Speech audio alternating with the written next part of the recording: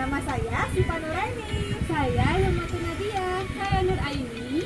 Nah, pada kesempatan kali ini kami akan membahaskan tentang Deteksi tumbuh kembang anak menggunakan KPSP.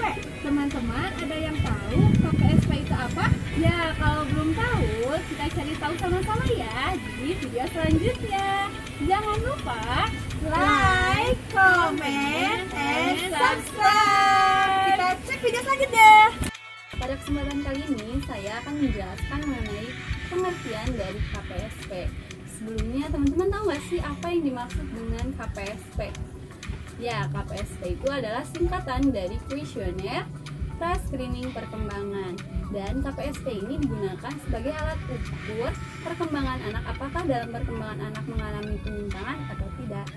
Selanjutnya yaitu mengenai tujuan KPSP. Tujuan dari penggunaan KPSP sebagai instrumen screening adalah untuk mengetahui bagaimana perkembangan anak sesuai dengan umurnya. Selain itu, instrumen ini juga digunakan sebagai alat untuk mendeteksi penyimpangan perkembangan anak agar segera dapat dilakukan intervensi. Adapun tujuan menurut Peraturan Menteri Kesehatan Nomor 66 tentang pemantauan tumbuh kembang anak adalah sebagai berikut. Yang pertama, guru dan petugas kesehatan mampu melakukan deteksi dini penyimpangan perkembangan anak didik TK melalui screening penyimpanan perkembangan dan menggunakan kuesioner pra-screening perkembangan atau KPSP yang terdapat pada buku pedoman pembimbingan kesehatan anak didik Taman Kanak-kanak halaman 35-41. Lalu yang kedua, guru dan petugas kesehatan mampu menentukan interpretasi hasil screening penyimpangan perkembangan anak didik di TK. Ketiga, guru dan petugas kesehatan mampu melakukan intervensi terhadap interpretasi hasil screening penyimpangan perkembangan anak didik di TK. Ya, guru dan petugas kesehatan mampu mengajarkan pada orang tua anak didik di TK cara melakukannya, yaitu dengan stimulasi dan intervensi agar kemampuan anak dapat tercapai sesuai dengan umurnya. Ya, slide selanjutnya yaitu akan saya jelaskan mengenai jadwal pelaksanaan screening. Secara rutin dilakukan pada anak umur 3, 6, 9, 12, 15, 18, 21, 24, 30, 36, 42, 48, 54, 60, 66, dan 72 bulan. Jika anak belum mencapai umur screening tersebut, minta ibu datang kembali pada umur screening yang terdekat untuk pemeriksaan rutin. Misalnya, bayi umur 7 bulan, maka ibu diminta datang kembali pada umur 9 bulan.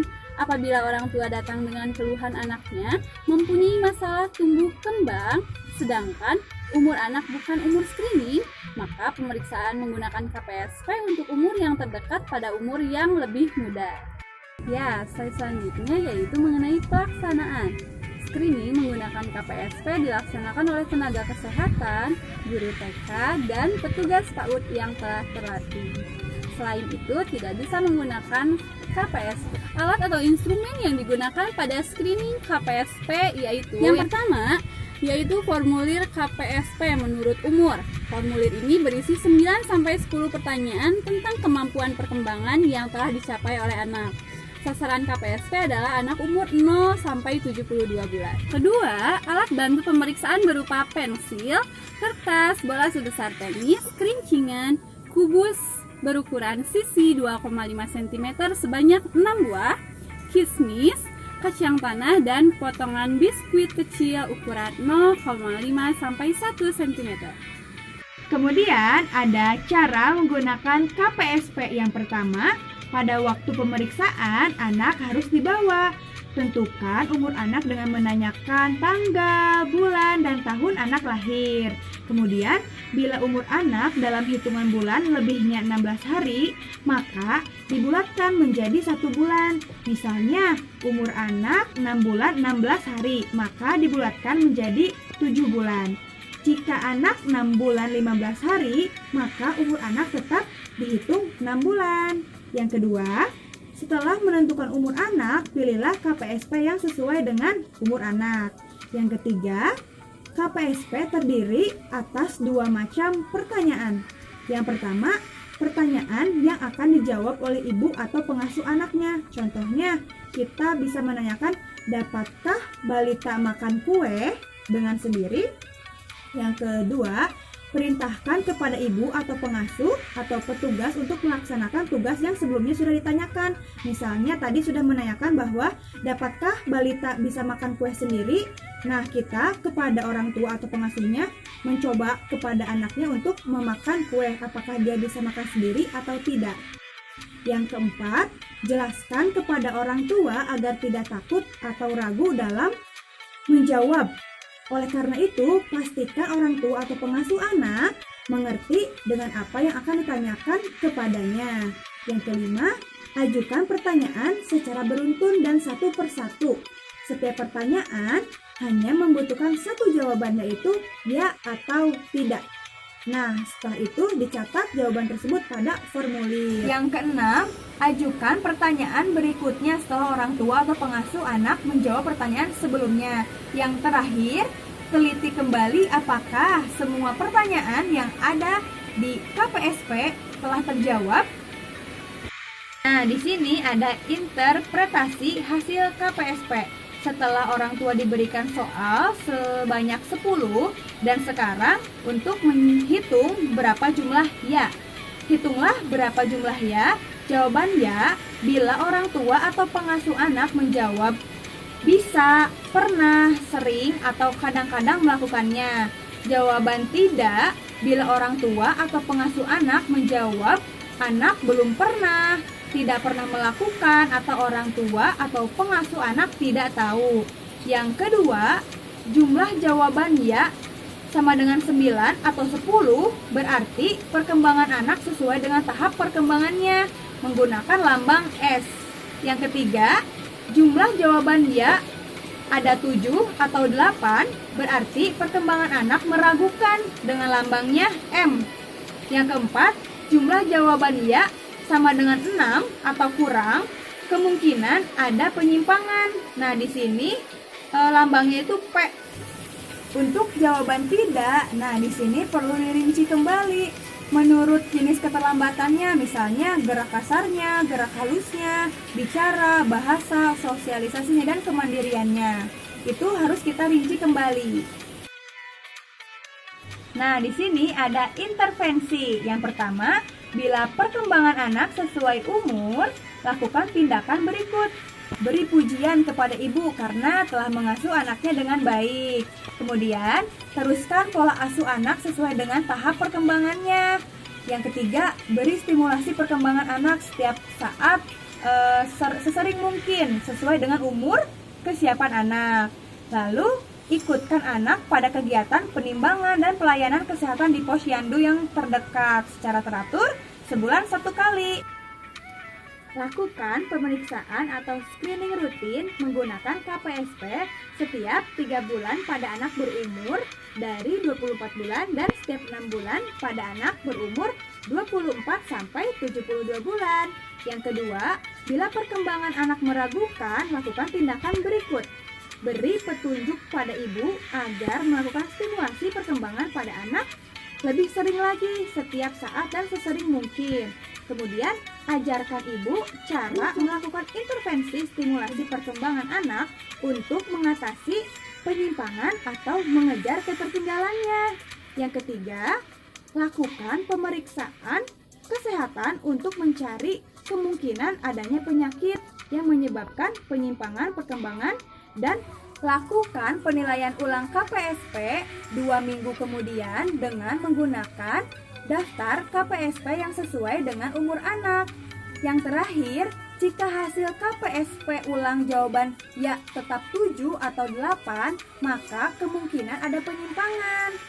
Dan bila tahapan perkembangan terjadi penyimpangan, lakukan tindakan sebagai berikut.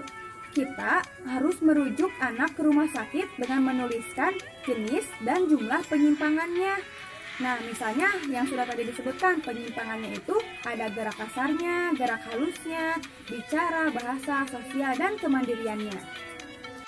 Oke, selanjutnya ada persamaan dan perbedaan deteksi perkembangan anak menggunakan KPSP dan DDST.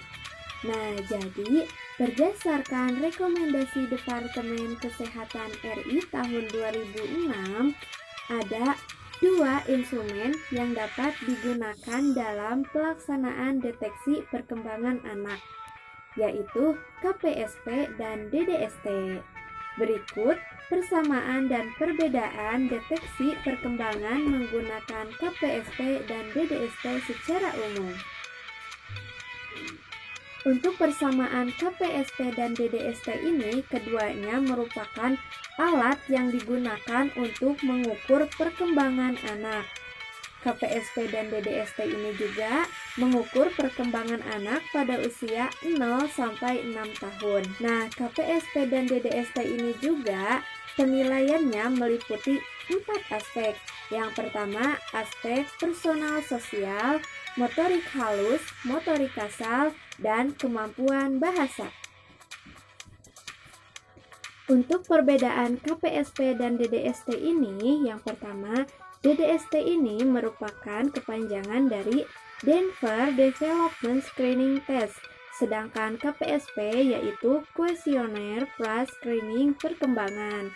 Nah, untuk DDST ini sendiri, waktu pelaksanaannya secara periodik pada anak usia 3-6 bulan, 9-12 bulan, 18-24 bulan, 3 tahun, 4 tahun, dan 5 tahun. Sedangkan KPSP ini waktu pelaksanaannya dari mulai 3 bulan, 6, 9, 12, 15, 18, 21, 24, 30, 36, 42, 48, 54, 60, 66, sampai 72 bulan. Untuk DDST, penilaiannya untuk hasil lulus maka dilambangkan huruf P. Untuk hasil gagal dilambangkan huruf F. Untuk anak yang tidak memiliki kesempatan untuk melakukan tugasnya dilambangkan dengan no, dan untuk anak yang menolak dilambangkan dengan huruf R. Sedangkan untuk KPSP, penilaiannya untuk hasil perkembangan yang sesuai dengan tahap perkembangannya dilambangkan dengan huruf S. Untuk hasil perkembangan yang meragukan dilambangkan dengan huruf M. Dan untuk hasil yang kemungkinan adanya penyimpangan dilambangkan dengan huruf P. Berdasarkan observasi penguji, DDST ini lebih aktual. Kenapa? Karena dengan melihat langsung perkembangan anak pada saat dilakukannya pemeriksaan perkembangan. Sedangkan KPSP berdasarkan observasi orang tua, atau pengasuh balita dalam pemeriksaan perkembangannya harus lebih diperhatikan karena dalam menjawab pertanyaan yang ada pada instrumen KPSP, orang tua atau pengasuh harus adanya keterbukaan dan juga kejujuran dalam menjawabnya. Sebab hal itu sangat penting dalam menjawab pertanyaan yang diajukan oleh pemeriksa, karena akan dapat mempengaruhi hasil pemeriksaan perkembangan pada balita tersebut. Selanjutnya, contoh penggunaan KPSP menggunakan aplikasi Primaku. Sebagaimana kita ketahui, orang tua tidak boleh mendiagnosis anaknya dengan menilai atau apapun itu namanya. Namun, sebagai orang tua, wajib memahami tanda-tanda apakah yang patut dipantau. Sehingga ketika tanda-tanda itu muncul, orang tua dapat berkonsultasi pada yang ahlinya sedini mungkin, serta dapat memberikan informasi yang akurat tentang perkembangan anak dalam observasinya. Nah, dalam masa pandemik ini, teman-teman masih bisa mendeteksi perkembangan anak loh, yaitu dengan memanfaatkan teknologi yang berupa aplikasi Primaku. Aplikasi Primaku ini merupakan aplikasi berbasis smartphone yang resmi dirilis oleh Ikatan Dokter Anak Indonesia atau IDAI. Di dalam aplikasi ini terdapat fitur-fitur yang penting yang sering digunakan untuk memantau tumbuh kembang anak, Salah satunya yaitu KPSP, Kuesioner Pra-Screening Perkembangan yang dikembangkan oleh Kemenses RI. Cara penggunaan KPSP yang ada di aplikasi Primaku ini, untuk yang belum mempunyai aplikasi Primaku, teman-teman dapat mendownload di Play Store ya, dengan mendaftarkan alamat email dan kata sandinya. Setelah terverifikasi, maka akan diarahkan pada tampilan awal. Kemudian, teman-teman dapat mengisi data diri anak terlebih dahulu, seperti nama dan tanggal lahir anak agar mudah dipantau. Oke, sekarang kita bahas cara menilai anak menggunakan KPSP. Teman-teman bisa masuk pada aplikasi Primaku dengan tampilan awal seperti ini. Di sini sudah terdapat nama dan tanggal lahir anak yang sudah dimasukkan. Kemudian teman-teman bisa memilih fitur menu KPSP yang berada di bagian kanan seperti ini ya. Nah, ini dia. KPSP ini berguna untuk mengetahui apakah anak berkembang sesuai usianya. KPSP di aplikasi Primaku mencakup nilai perkembangan anak, mulai dari 3 bulan sampai 72 bulan. Sebagai contohnya, Hilma mempunyai adik yang berusia 1 tahun 3 bulan, berarti menjadi 15 bulan ya. Nah, klik pada menu usia anak yang 15 bulan. Nah, di dalamnya sudah terdapat 9-10 pertanyaan. Pertanyaan tersebut dapat dijawab dengan memilih ya atau tidak sesuai dengan kondisi perkembangan yang telah dicapai anak. Dari 9-10 pertanyaan nanti akan ada hasil apakah perkembangan sesuai atau meragukan atau penyimpangan. Sini juga ada berbagai rekomendasi stimulasi yang dapat dilakukan teman-teman kepada anak-anak. Ini contohnya pada usia 12-18 bulan. Nanti terdapat cara stimulasi rekomendasi yang dapat dilakukan kepada anak-anak. Oke, kesimpulannya, penilaian perkembangan pada anak sangat penting dilakukan agar bila ditemukan kecurigaan penyimpangan dapat segera dilakukan stimulasi dan intervensi sedini mungkin sebelum terjadinya kelainan pada anak.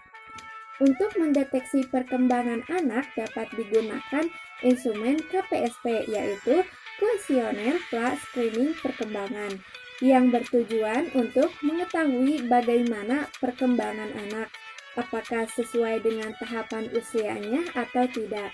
Selain itu, KPSP ini juga digunakan sebagai alat untuk mendeteksi penyimpangan perkembangan anak, agar dapat dilakukan intervensi selanjutnya. Nah, itu dia cara mendeteksi anak usia dini menggunakan KPSP. Semoga videonya bermanfaat bagi teman-teman. Terima kasih untuk semua teman-teman yang telah menonton video ini sampai selesai. Dan jumpa lagi di video selanjutnya. Dadah, wassalamualaikum Warahmatullahi